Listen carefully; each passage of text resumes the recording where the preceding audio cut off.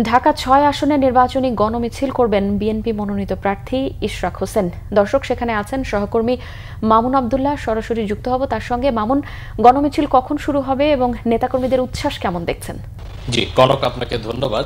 আপনার প্রশ্নের উত্তর দিয়ে যদি শুরু করি, আপনি জানেন যে ঢাকার মধ্যে প্রত্যেকটি আসনই খুবই গুরুত্বপূর্ণ এবং এই গুরুত্বপূর্ণ আসনগুলোর মধ্যে আরো বেশি গুরুত্বপূর্ণ হচ্ছে ঢাকা ৬ আসন। তার মধ্যে সূত্রাপুর, গ্যান্দারিয়া, ওয়ারী এবং কোতোয়ালি এবং বংশালের কিছু আংশিক এলাকা মিলে ঢাকা ৬ আসন। সেই ৬ আসন এলাকায় নির্বাচনী প্রচারণা কিন্তু অনেকদিন ধরেই চলছে, তবে আজকে আনুষ্ঠানিকভাবে নির্বাচনী মিছিলের মাধ্যমে ঢাকা ৬ আসনে যিনি বিএনপির সাদেক হোসেন খোকা, আপনি জানেন যে গেরিলা যোদ্ধা থেকে যিনি জননেতা হয়েছিলেন, তার সুযোগ্য উত্তরসূরি, যিনি যোগ্য নেতা হিসেবে জনগণ ইতিমধ্যে যাকে বেছে নিয়েছেন, আপনি জানেন যে তিনি শুরু করবেন কিছুক্ষণের মধ্যেই। আমরা একটু তার সাথে কথা বলতে চাই যে আপনি তো অনেকদিন ধরে নির্বাচনী প্রচারণা করছেন, কিন্তু আজকে আনুষ্ঠানিকভাবে করার কথা এবং এই এলাকায় মানুষের সাথে, গণমানুষের সাথে আপনি কথা বলছেন, সমস্যা কোথায় কিংবা আপনার সম্ভাবনা কতটুকু দেখতে পাচ্ছেন? ধন্যবাদ আপনাকে। বিসমিল্লাহির রহমানির রহিম। প্রথমে মহান আল্লাহ তাআলার কাছে শুকরিয়া জানিয়ে আমার বক্তব্য শুরু করছি যে আজকে আমি আমার বাবার সেই পুরানো যে আসনটি, যে আসনে 1991 সালে তিনি তৎকালীন আওয়ামী লীগের সভানেত্রী শেখ হাসিনাকে 30,000 ভোটে হারিয়েছিলেন, আজকে প্রায় 30 বছর পর এসে সেই আসনে বাংলাদেশ জাতীয়তাবাদী দল বিএনপি আমাকে মনোনয়ন দিয়েছে। প্রচারণা আমরা ঠিক চালাচ্ছিলাম না, তবে আমরা প্রস্তুতি আরো বহুদিন ধরেই নিচ্ছিলাম।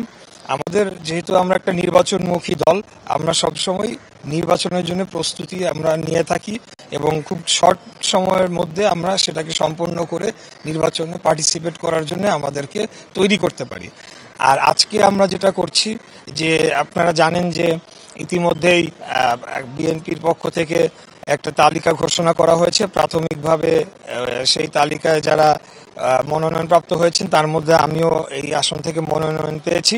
তো আজকে আমরা একটি গণমিছিলের আয়োজন করেছি। সেখানে এই অঞ্চলের যারা ভোটাররা রয়েছেন তাদেরকে আমরা আহ্বান জানিয়েছি। এটা কোনো শুধু দলীয় ফোকাস কর্মসূচি হবে না, আমরা ভোটারদেরকে সাথে নিয়ে, জনগণকে সাথে নিয়ে আজকে এই বিশাল র্যালি সম্পাদনের মাধ্যমে আমরা আমাদের ক্যাম্পেইনের অফিসিয়াল সূচনা করতে যাচ্ছি। আপনি জানেন যে এই এলাকা অনেক ঘনবসতি একটা এলাকা এবং এই এলাকা মানুষের প্রত্যাশাও বেশি, মানুষের ডোর টু ডোর আমরা দেখেছি, আপনি সেখানে গিয়েছেন। আসলে মূল সমস্যাটা কোথায় এলাকার এবং কি কি নিয়ে কাজ করতে আপনি আগ্রহ আছেন?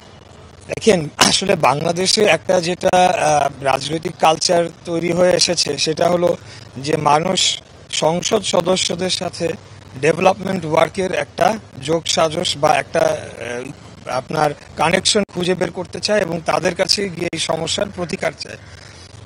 আমি মূল সমস্যাটাতে যাই। আজকে ঢাকার মূল সমস্যাই হচ্ছে এখানে যে ঘন বসতিপূর্ণ, এখানে যে আপনার যেভাবে পার কিলোমিটার সবচেয়ে ঘন বসতিপূর্ণ শহর পৃথিবীর মধ্যে হচ্ছে বাংলাদেশ। সারা পৃথিবীর সকল জনগোষ্ঠীকে নিয়ে যদি অস্ট্রেলিয়াতে রাখা হয়, তাহলে এই ধরনের ঘনত্ব আমরা পাবো। তাই আমাদেরকে বিকেন্দ্রীয়করণ করতে হবে, ঢাকার উপর থেকে চাপ কমাতে হবে, এখান থেকে সরকারি অফিসগুলোকে পর্যায়ক্রমে শিফট করে সেগুলো ঢাকার আশেপাশে যে স্যাটেলাইট সিটিগুলো তৈরি করা হচ্ছে সেখানে নিয়ে যেতে হবে। এবং পুরান ঢাকার যে সমস্যাটি, সেটি আসলে সেখানে পূর্ণাঙ্গভাবে পুনর্নির্মাণ করা ছাড়া অন্য কোনো উপায় নাই। কারণ সেখানে এমনও রাস্তা রয়েছে পাশাপাশি দুজন হাঁটতে পারে না, কিন্তু ভেতরে গেলে দেখা যায় হাজার হাজার মানুষ বিল্ডিংয়ে বসবাস করছে অত্যন্ত ঝুঁকিপূর্ণ অবস্থায়। তো আমরা যেটা করব, যে কেন্দ্রীয় এই সমস্যাগুলো আসলে কেন্দ্রীয় সরকার ছাড়া সমাধান করা সম্ভব নয়।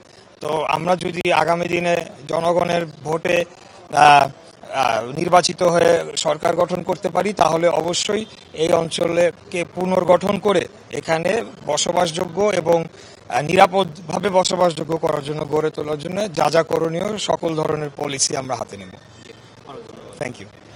কনক, আপনি নিশ্চয় শুনতে পাচ্ছিলেন যে সূত্রাপুর, গ্যান্দারিয়া এবং ওয়ারী এলাকা এবং কোতোয়ালি এবং বংশাল থানার আংশিক এলাকার যে নিয়ে যে ঢাকা ৬ আসন অত্যন্ত গুরুত্বপূর্ণ এই আসন, এই আসনের আনুষ্ঠানিক নির্বাচনী প্রচারণা আজকে শুরু হচ্ছে। ব্রাদার্স ইউনিয়ন থেকে শুরু হয়ে এটি নির্বাচনী এলাকার বিভিন্ন এলাকা ঘুরে এসে আবার জয়কালী মন্দিরে গিয়ে শেষ হওয়ার কথা রয়েছে। মামুন, আপনাকে ধন্যবাদ।